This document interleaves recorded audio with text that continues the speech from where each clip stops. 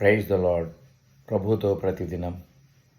ఈరోజు దేవుని వాక్యము మత్తయి సువార్త 11వ అధ్యాయము 28వ వచనంలో, ప్రయాసపడి భారము మోసుకొనుచున్న సమస్త జనులారా నా యొద్దకు రండి, నేను మీకు విశ్రాంతి కలుగజేతును అని యేసుక్రీస్తు ప్రభువు వారు చెప్పిన వాక్యాన్ని వింటున్నాం.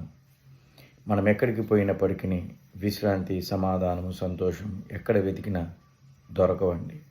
యేసు ప్రభువారి సన్నిధానంలోనే సంపూర్ణ సంతోషము, నీ ప్రాణమునకు విశ్రాంతి దొరుకుతుంది.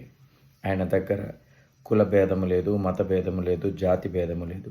పిల్లలైనా పెద్దలైనా ఎవరైనా సరే మనస్ఫూర్తిగా ప్రభు సన్నిధికి వచ్చినట్లయితే ఆయన తప్పకుండా ఆయన విశ్రాంతిని, లోకం ఇచ్చినటువంటిదిగా కాదు, ఆయన ఇచ్చు సంపూర్ణ విశ్రాంతిని, సమాధానమును అనుగ్రహించు మంచి దేవుడై ఉన్నాడు.